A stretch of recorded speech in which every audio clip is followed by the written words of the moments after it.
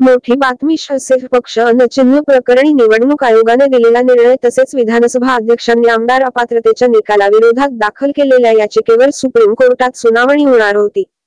मात्र सुप्रीम कोर्टातील या दोन्ही प्रकरणाची सुनावणी पुन्हा एकदा लांबणीवर जाण्याची शक्यता आहे.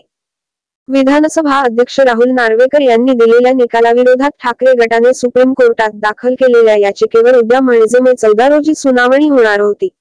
तर निवडणूक आयोगाने शिवसेना पक्ष आणि धनुष्यबाण चिन्ह एकनाथ शिंदे यांना दिल्या प्रकरणी ठाकरे गटाने दाखल केलेल्या याचिकेवर मे 17 रोजी सुनावणी होणार होती.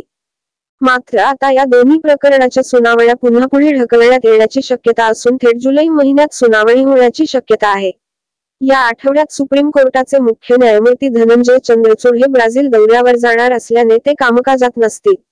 या दोन्ही प्रकरणाच्या सुनावण्या सीजेआय यांच्या पीठासमोर होत्या, मात्र ते सुट्टीवर असल्याने या सुनावण्या होणार नसल्याची माहिती समोर आली आहे. दरम्यान शिवसेना पक्ष आणि चिन्हाचा निकाल तसेच आमदार अपात्रतेचा निकाल हा राज्याच्या राजकारणाला मोठी कलाटणी देणारा आहे. परंतु मागच्या अनेक महिन्यांपासून शिवसेनेच्या सत्ता संघर्षाची सुनावणी झालेली नाही.